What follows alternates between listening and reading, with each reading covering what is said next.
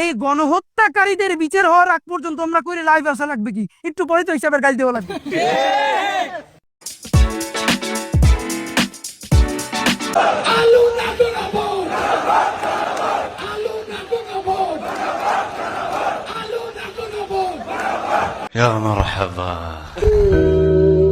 পিছে যাবেন, খবরদার কারো উপরে হাত উঠবে না। আপনার মনে হয় যে আমি চুষবো আগুন বসে বসে, যে আমার এই লোকজনকে মারবে, আমি বসে বসে চুষবো? লজ্জা লাগে। তাকে 3 বছর 2 বছর বা 5 বছর একটা শাস্তি দিল, দিয়ে যাদের কোনোদিন এই রাষ্ট্র ধরতেই পারবে না তাদেরকে মৃত্যুদণ্ড, ফাঁসি বা এরকম দেওয়া হলো। যদি নির্বাচনের পর যারা সরকার গঠন করবে তারা যদি আওয়ামী লীগকে আবার ওপেন করে দেয় যেভাবে অতীত হয়েছে, তা আওয়ামী লীগ তো আগে এসে ধরবে জোনায়েদ সাকিরে, ভিপি নুররে, মান্না ভাইকে লাঞ্ছিত করবে, অপমানিত করবে, সাইফুল হক ভাইকে এবং এই ছাত্র নেতাদেরকে। কারণ বড় যারা রাজনৈতিক দল, যাদের একটা বিশাল কাঠামো আছে, যেমন বিএনপি কথা, জামাতের কথা, তাদেরকে তো নানানভাবে একটু নেগোসিয়েশন করে রাখার চেষ্টা করে। সঠিক বলেছেন। আমারে তারেক রহমান কইছিল আপনার রাজনীতি আপনি করেন। হ্যাঁ, করতেছি তো। হ্যাঁ, তো আমার রাজনীতি দেখতেছেন তো, আপনাদের রাজনীতি পিছু উঠতেছে, কই যায় এটাও দেখবেন। তখন বিএনপির নেতা মানছিলাম, নেতৃত্ব দিতে ব্যর্থ হয়েছে বিএনপি, একেবারে 1971 শেখ মুজিবের মতো। এখন বিএনপি আওয়ামী লীগ আর ইন্ডিয়ার কলে সইরা বসছে। তো বিএনপি রে তার আগের ভোটাররা ভোট দিবে না তো।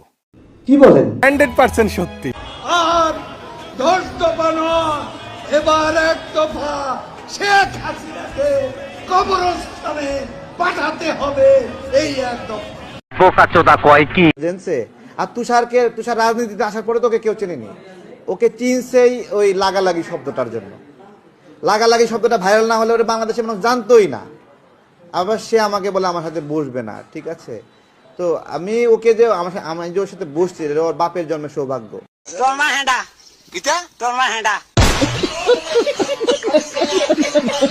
আমার খুব খারাপ লেগেছে যখন আমি দেখেছি বিজয় সরণির সামনে শেখ মুজিবুর রহমানের যে মূর্তিটা ছিল, দেখি অসংখ্য মানুষ সেই মূর্তিকে দড়ি বেঁধে টেনে হিঁচড়ে ফেলে দিচ্ছে। খারাপ লেগেছে কেন? যে তিনি তো আমাদের নেতা ছিলেন, তাই না? আমার মাথা নষ্ট, আমার কি যে কষ্ট। যে শহীদ হোসেন জিয়া রহমানের মৃত্যু যদি 1981 সালের মে মাসে না হয়ে যদি 2015 সালে হতো, তাহলে এই বাংলাদেশের ভাগ্যে কি ঘটতো আমি জানি না। তবে সম্ভবত সেটা লাইবেরিয়া অথবা আফগানিস্তানের মতো একটা ব্যর্থ রাষ্ট্রে পরিণত। জনগণ তার এই ষড়যন্ত্রকে শুধুমাত্র নিছক ইউটিউবিং হিসেবে নিচ্ছে, যে লোকটা ইউটিউবে ভিডিও বানাচ্ছে মজা নেওয়ার জন্য, ভিডিও বিক্রি করার জন্য, এটাই তার একটা পারপাস। সে ষড়যন্ত্র করছে, কিন্তু জনগণ তার ষড়যন্ত্র সিরিয়াসলি নিচ্ছে না। কি ভাইয়া শয়তানের লাড়ি তোমারে? আওয়ামী লীগ যারা করেন,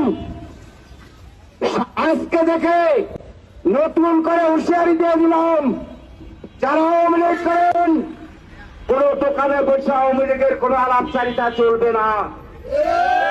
7টার পরে ঘরে ফিরে চলে যাবেন। 7টার পরে যেখানে পাওয়া যাবে সেখানে আপনাদেরকে সেখানেই বাঁধা হবে, সেখানে মাইর হবে, সেখানে প্রতিবাদ করা হবে।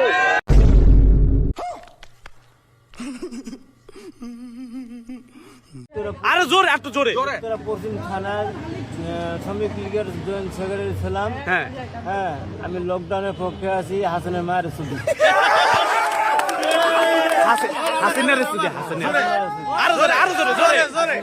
একটু নাইছে নাইছে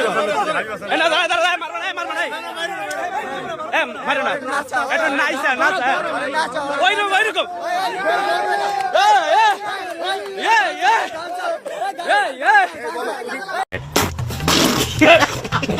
একটা জামাতে ইসলাম কবরস্থানে গেলেও যদি সেখানে গ্রুপ করার কোনো সুযোগ থাকতো, সেখানেও তারা গ্রুপ করতো। জামাতে ইসলাম হচ্ছে এমন একটা দল, ইসলামী ছাত্র শিবির এমন একটা দল, এরা বিশ্বের যেখানেই থাকুক তারা দলের ফান্ডে টাকা দেয় এবং মৃত্যুর আগ পর্যন্ত তারা দেয়। ইয়ানত তাদেরকে দিতেই হবে, দেওয়াটা বাধ্যতামূলক, এবং তারা দলের কাজ করতে বাধ্য। প্রমাণ দাও। কিন্তু আমার কথা হলো 32 পাহারা দেয় কেন? কি এমন তীর্থস্থান এখন তাদের আছে যে এটা তারা এখন পাহারা দিতে আসছে? করার জায়গা পায় না, 32 পাহারা দেয়।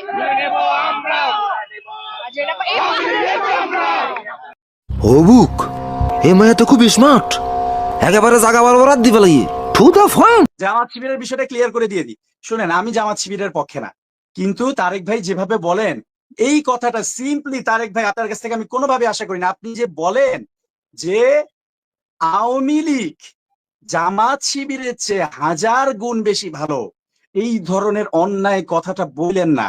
এইটা যারা ত্যাগ করছে, যারা গুম হয়েছে, শহীদ হয়েছে জামাত শিবিরের, তাদের প্রতি ভীষণ অন্যায়। আপনার মতো জুলাই গণঅভ্যুত্থানের নেতা যদি বলে যে আওয়ামী লীগকে ফিরিয়ে আনতে হবে, আওয়ামী লীগ জামাত শিবিরের চেয়ে 1000 গুণ ভালো, এটা খুবই কষ্টের বিষয়। 1971 সাল সেটেল। এই জামাত শিবিরের এরা বাংলাদেশের স্বাধীনতা সার্বভৌমত্বের পক্ষের সবচেয়ে বড় শক্তি। এখন তারা বাংলাদেশের স্বাধীনতা সার্বভৌমত্বের জন্য জীবন দিবে। তারা ওই সময় যে অবস্থা নিয়েছিল সেগুলোর জন্য ক্ষমা চেয়েছে এবং এই বিষয়টা সেটেল। 1971 সালে সেই ন্যারেটিভ 2025 সালে এসে আওয়ামী লীগ ন্যারেটিভে আপনি দিয়েন না। আপনি বললেন না যে ওরা মুক্তিযুদ্ধকে ধারণ করে না। ওরা যেমন আওয়ামী লীগ যেমন বলে যে আমরা বঙ্গবন্ধুর বাংলাদেশ, তারা বলে জিয়াউর রহমানের বাংলাদেশ, তারা হয়তো কোথাও বলে গোলাম আজমের বাংলাদেশ। কিন্তু তাই বলে এই না যে তারা গোলাম আজম দিয়ে সবকিছু দখল করে ফেলতেছে, কাউকে এখনই মসজিদে যাইতে বাধ্য করতেছে, বোরকা পড়তে বাধ্য করতেছে। বিষয়টা এরকম না। আপনি আল্লাহর ওয়াস্তে এই শোনো তুমি এখনো বলতেছো যে যেভাবে বলে শেখ মুজিবের বাংলাদেশ, জিয়াউর রহমানের বাংলাদেশ, সেভাবে গোলাম আজমের বাংলাদেশ উল্টায় একবারে পাকিস্তানে পাঠায় দেবো এগুলো উল্টা পাল্টা বললে।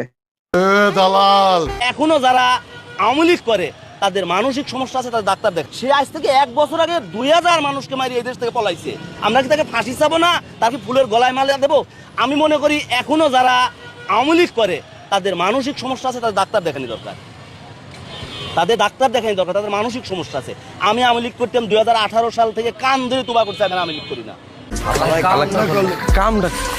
আওয়ামী লীগ ছাড়া বঙ্গবন্ধুর আওয়ামী লীগ, মৌলানা ভাসানীর আওয়ামী লীগ, মুক্তিযুদ্ধের আওয়ামী লীগ, বাংলাদেশের মানুষের আওয়ামী লীগ, আওয়ামী লীগের ভোটাররা যদি ভোট দিতে না পারে আমি গামছা নিয়ে নির্বাচন করতে যাব না। জাতীয় পার্টির লাঙ্গল, তারা যদি ভোট দিতে না পারে, তাদেরকে যদি বাইরে রাখা হয়, আমি নির্বাচনে যাব না। সময় নাই, আমরাও চন্দ্রের মতো পুড়ে এরকম আমাকে পুড়ে দিতে আমার অনেক ভাইয়েরা ওমরা করাইছে যে একটু ওমরা করে যান লাগে, কিন্তু আমি চিন্তা করি এই গণহত্যাকারীদের বিচার হওয়ার আগ পর্যন্ত ওমরা করে লাইভ আসা লাগবে কি? একটু পরে তো হিসাবের গাল দেওয়া লাগবে।